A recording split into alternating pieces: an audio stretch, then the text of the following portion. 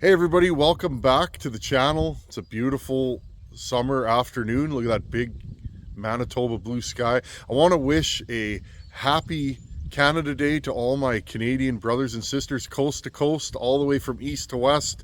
I'm right here in the middle. Let's all get together today and celebrate our country and enjoy what we do have. This is, in my opinion, the best country in the world, and I am blessed to be able to live in it.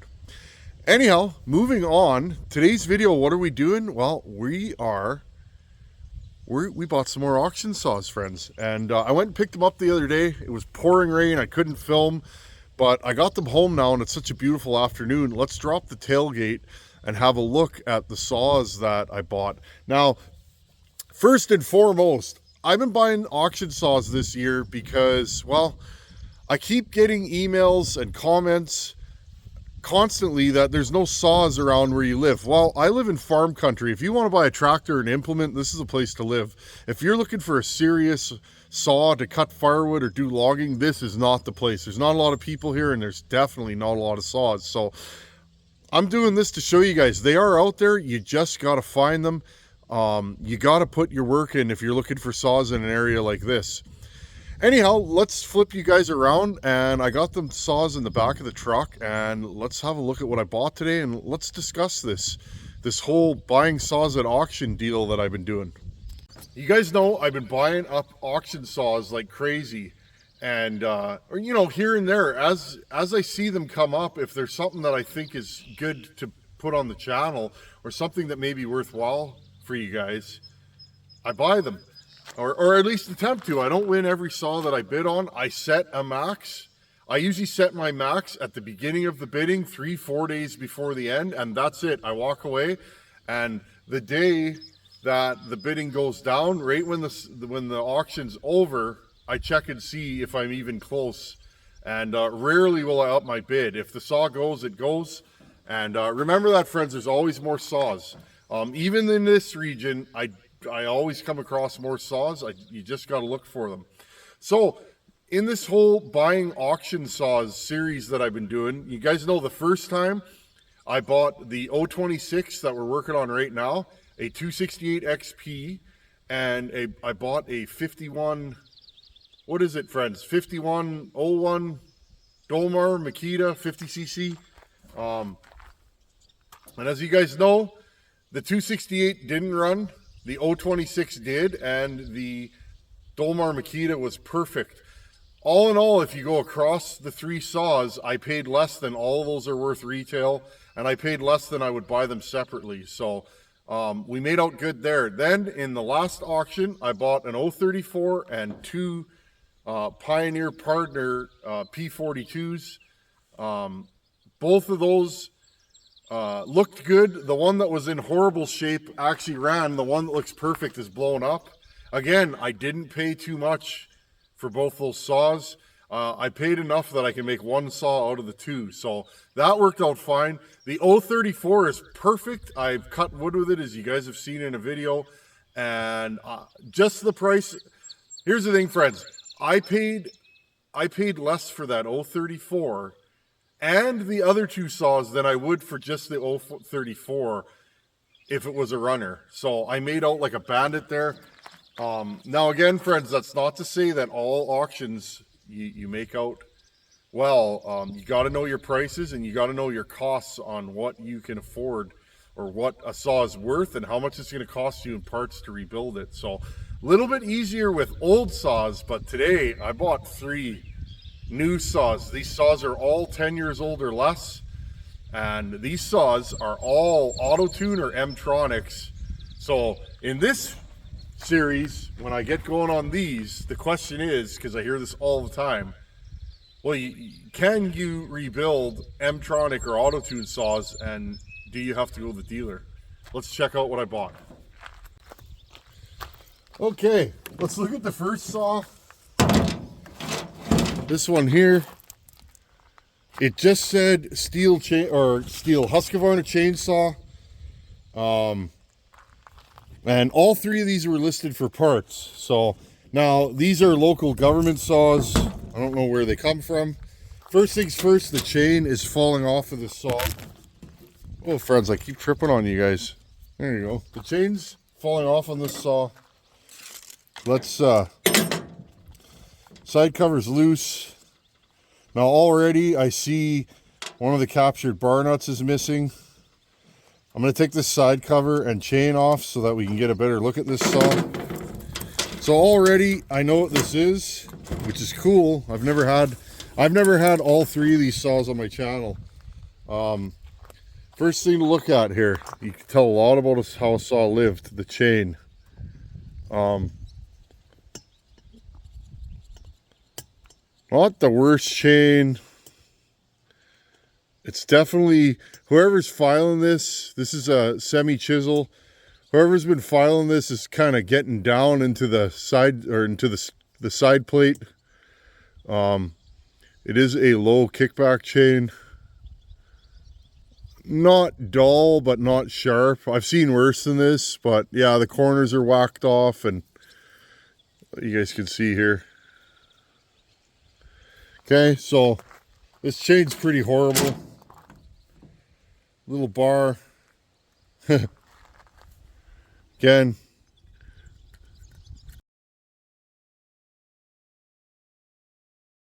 Look at this, friends. You know that this thing's never been cleaned. It's a shame. It really is. We can deal with that later. Okay, I'm gonna put all this over here. Looks like the side cover parts are all in place there. Okay, let's have a look at this thing. Dirty, dirty, dirty. Doesn't look like it's been blown out much. There's one clip missing on the top cover. Let's take the top cover off this thing. This thing looks like it's lived a hard, hard life.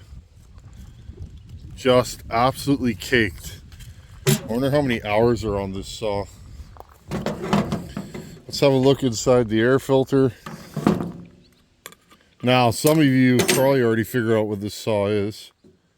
Yeah, there's some fines in there. Not horrible, but this is an auto-tune saw. They never made this saw in regular carb. Now, this saw has a tag on it, which has been damaged by the rain. Let's take this wire off here.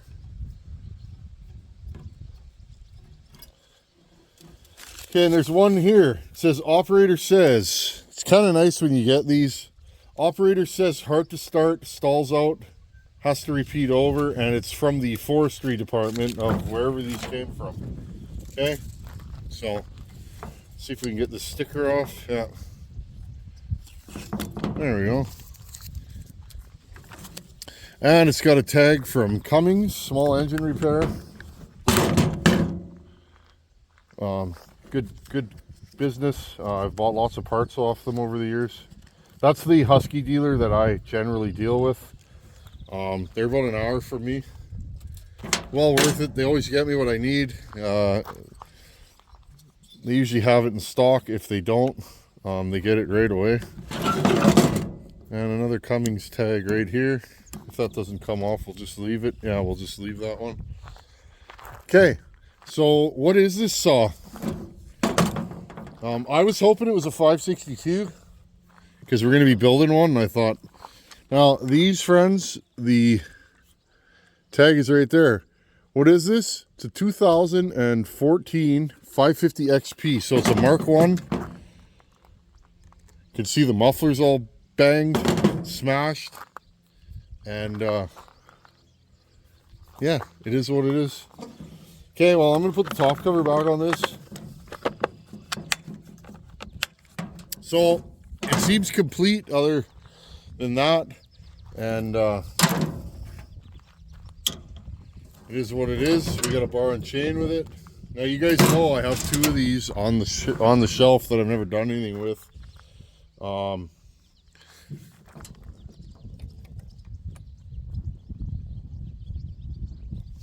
Bearing feels tight. A lot of times with these, when they've been run hard, this clutch doesn't look too bad. So hopefully this thing's been sharpened. Usually they get blue in there. These things here, you guys know Huskies had problems with them. They're oh, this thing feels like it has nada in the compression department. Oh, compression. Well, it still thumps, but eh. Okay, so I probably did okay on this. It's a complete saw and it could be rebuilt. Remember, bearings and seals for these are proprietary. I don't think Meteor makes a top end or Highway. So buy these accordingly. These are more money to rebuild. They're also worth more money when they're rebuilt. So a 550 locally, 500 bucks Canadian. I'm probably going to be into that thing for 400 bucks by the time it's rebuilt because of the OEM parts. So not really a lot of money to be made on it, but never had one on the channel. I just want to do a quick run through. You guys, you Stihl guys, you know what this is. I hope you're excited. I saw the cover on the recoil, and this is why I went after these. I've never had a 261. This is the first 261 that I've ever owned. This will be the first one that I've ever built. So hopefully it goes smooth. Same thing, government saw. It's got a yellow tag on it, which tells me it's probably, that's a do not use because it's blowing up kind of saw or kind of tag. You guys can see it is the new model. It's got the fancy side cover on it. And I don't know what year this thing is. I can probably tell on the handle. There's a tag right here. Right there. Okay, and what does it say? It's got paint all over it. What does it say here? Okay, so this is a 2019, so this is pretty new. And I don't see any screwdriver holes. So this is an M-tronic. I don't know if that's good or bad. I don't know if these are something I can work on, but we're gonna find out, aren't we? Now, friends, I kind of know the answer to that. I've had many an M-tronic saw and or auto-tune. Never had one that needs to go to the dealer. Knock on wood, it's never happened yet. Let's see what's going on under here. This chain is completely smoked. Nice captured bar nuts. Tiny wee little chain cover.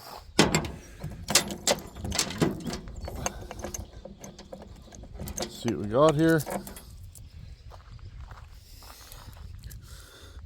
This one, the oiler's been clean, but again, a lot of miles on this bar. It's chipped, it's cracked, it's ready for the garbage. Looks like a 325 bar and chain, like a 16-inch probably. I don't know because you can't see it on here anymore. Probably a 16-inch.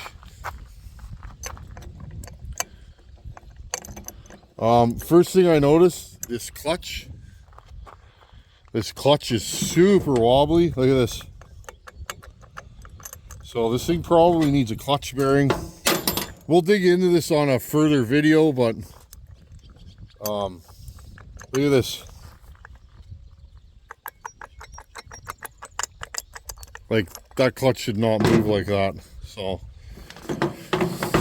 other than that, it looks, let's see what this thing looks like under the hood. Oh, I heard about these. That's kind of cool. Quarter turn and she pops up. Good for you, Stihl. Oh, it's got one of these. Nice.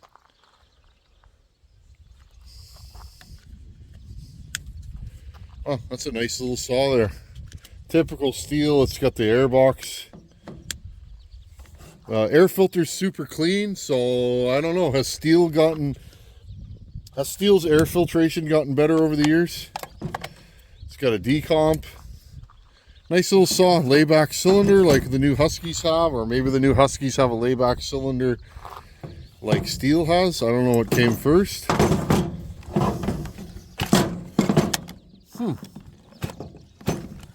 This thing has all kinds of compression, like all kinds.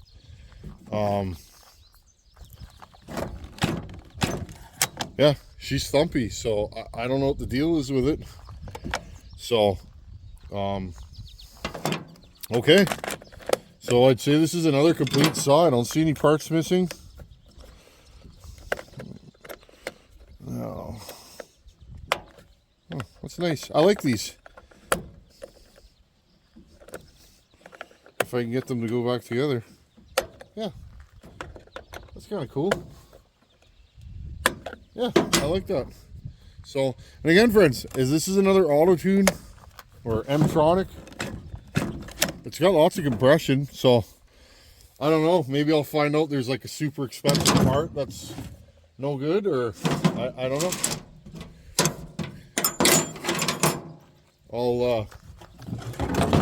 I'll even tell you guys at the end where I'm at with these price-wise. Now, this is kind of the Rodney Dangerfield of Stihl 70cc saws.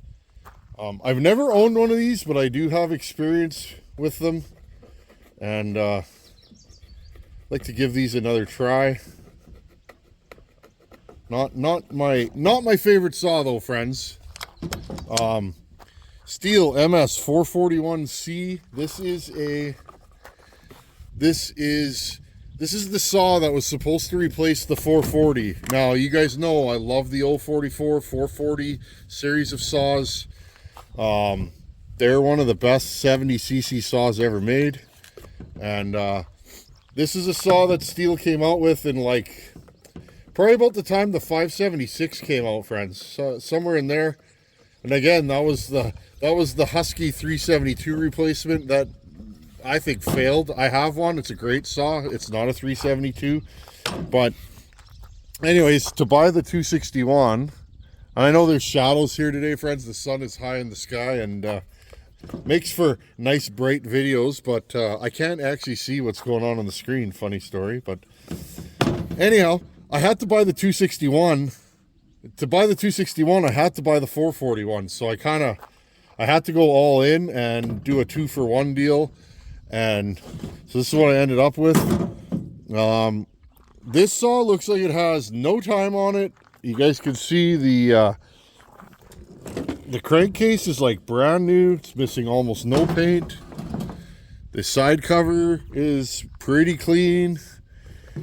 Plastic's in rough shape, but that's standard operating procedure. I'm just gonna grab a cloth here. Yeah, and all this stuff will just wipe right off. And I'll bet money when I'm done with this saw, it's clean. Like, it'll be a good looking saw. You guys can already see the plastic looks way better now. Now, this one has a tag on it too. It says scored cylinder. So, hopefully that's not the deal, but I have a feeling that's probably going to be the deal. These, in bikes now, friends, I'm not poo-pooing these saws. They're nice saws. They do cut. They do have power. The design of them is kind of weird. We can get into that when we're rebuilding this one or whatever we're doing with it. I have experience with these. I've cut with them many times stock. My buddy bought a whole bunch of these.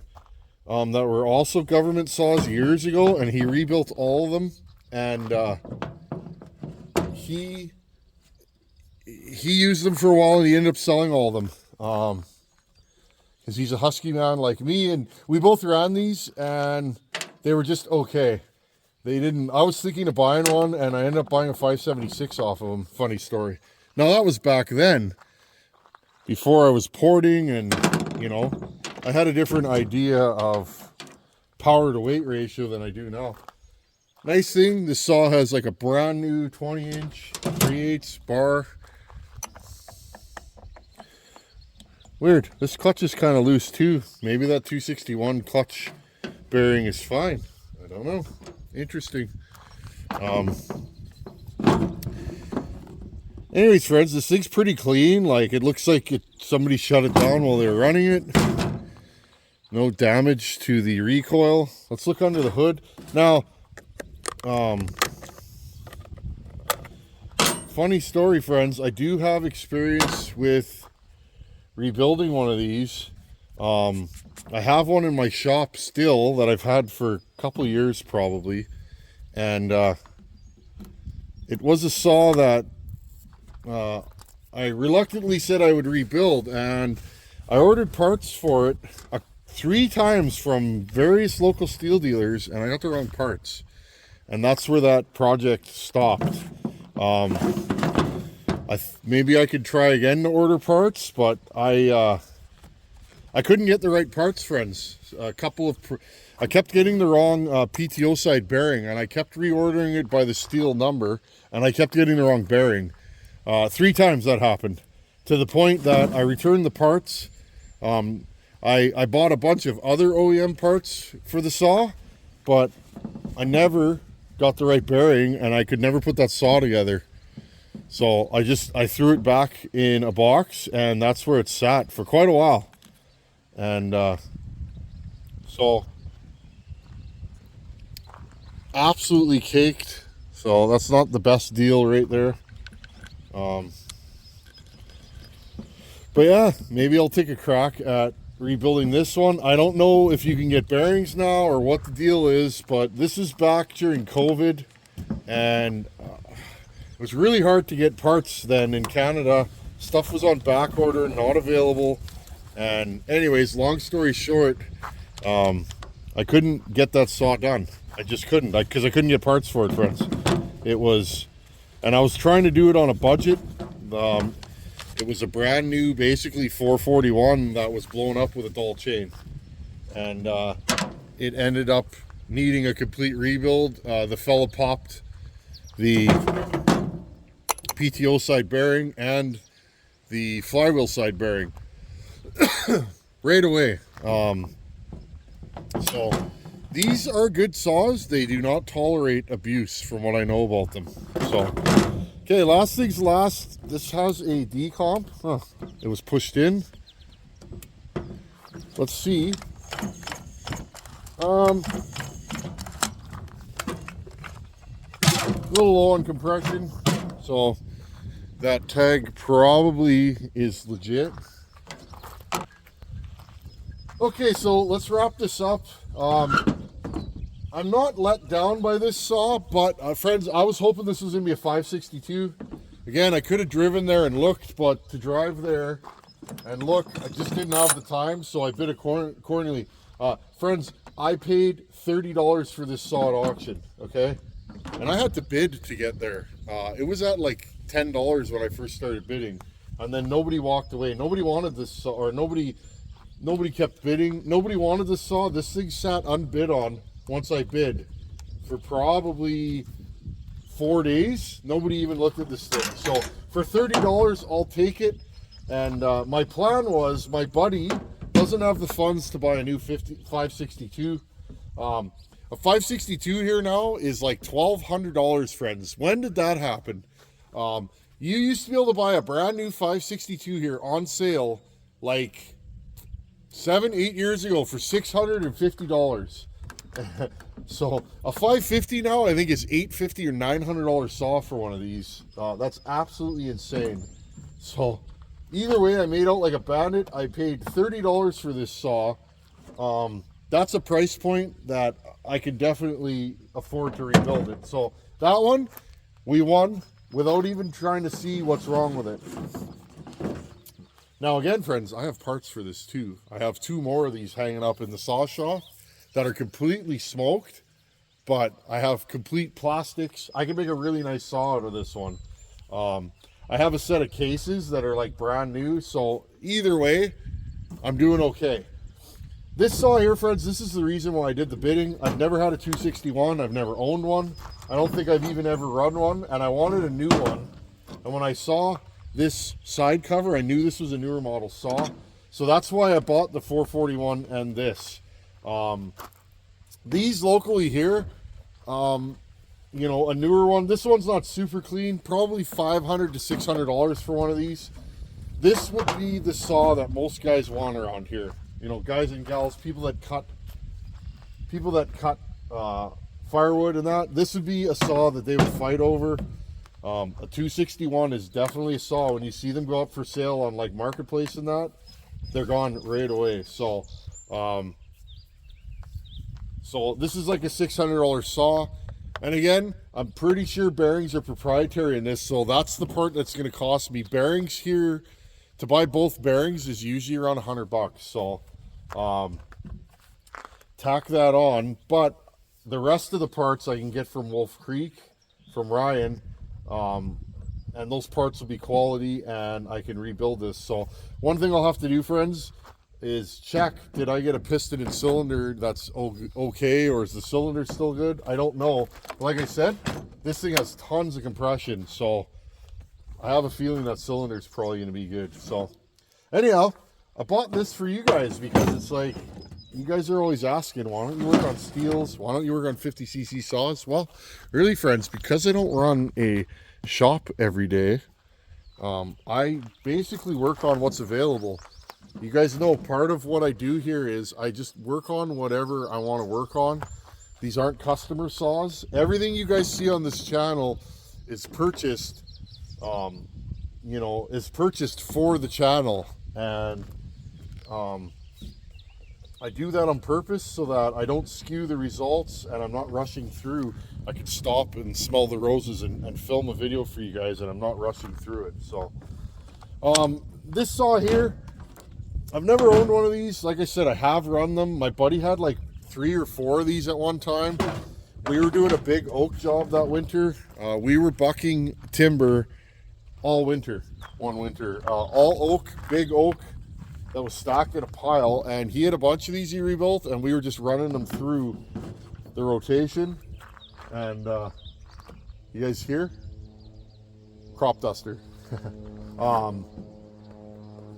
So I've run these saws. They're not my favorite, but maybe they are now. That was back then. I wasn't the cutter I am now. I didn't sharpen like I do now. Maybe I'll like this saw. So I figured I'd pick this up. Now, friends, these 2 saws here, I paid $175 each for these. Now that's Canadian, friends. So you American fellas, probably that's like $1.20 for each saw. That's what blown up saws are going for here now. The days of buying a $30 saw are rare, although I just did it. So I used to pay $20 to $50 for a blown up saw. But again, friends, these are newer. I've seen these go for $700-800 here. So there's not a lot of big CC saws in this region. So but again, friends, I'm not sure if I know you could probably get parts for this, but I'm not sure the situation now, because like I said, during COVID, I had one of these that I was supposed to rebuild, and it just never worked out. I could not get all the parts I needed. Everything was on back order, and my dealer kept reordering parts, and when I got them, they were wrong every time. So, like I said, I threw that saw in a box because you can only fix a saw if you can get the parts, right? So that's one thing I don't like about Stihl, friends. Locally here, there's a lot of Stihl dealers. Most of them don't carry a lot of parts. Most of them aren't into the chainsaw thing. And I find it can be very, very hard to track down OEM parts here. And when you do, they're so expensive, you almost can't justify rebuilding a saw. So anyhow, friends, I think I did okay. Like I said, I would rather spend the channel's money and show you guys. And if we lose money on these, at least you guys know, maybe stay away from the new saws. Old saws are pretty much a safe bet because you can get all the parts, especially your 200 series Huskies, your 372s, anything that has a large aftermarket support network, you're fine. You can get parts and throw cheap parts at a saw and have a running saw after, and then maybe you upgrade the parts as time goes. But these things, I'm pretty much stuck to the dealer. There's quite a few aftermarket parts for this, and I was looking last night and there's some for this. So this, you can buy some top ends in that, but this is a saw that kind of went by the way of the dodo bird and never really caught on. So okay, well, I think we've yacked enough, and I hope you guys enjoy this kind of You know, these kinds of videos, I like making them for you guys, and it's just fun to show you what's available. I've literally bought old school Pioneers, modern whiz bang, computer controlled carbureted saws. And I've also bought, you know, a Makita, an old Stihl, and an old Husky, all at auction. And I didn't pay too much for any of them, I don't think. These are right on the cusp, but like I said, I wanted these saws for the channel, so I bought them. Okay, friends, well, we're gonna call this video done, and I hope you guys enjoyed this. I'm actually excited. Maybe I'll finally do a 550. I don't think those need a whole lot in the way of port work. They're very strong saws. I'm not sure what a 261 is going to do. As far as I know, the 550 is about as nasty as a 50cc saw comes. If you keep them sharp, they will last. I mean, friends, that's a 2014. That is a saw. That is a you know, a company saw. Nobody's ever taken care of that thing. I guarantee that. I'm surprised it's still alive. So, anyhow, friends, thanks for watching. Take her easy, and we'll get back to the 260 probably tomorrow. Later.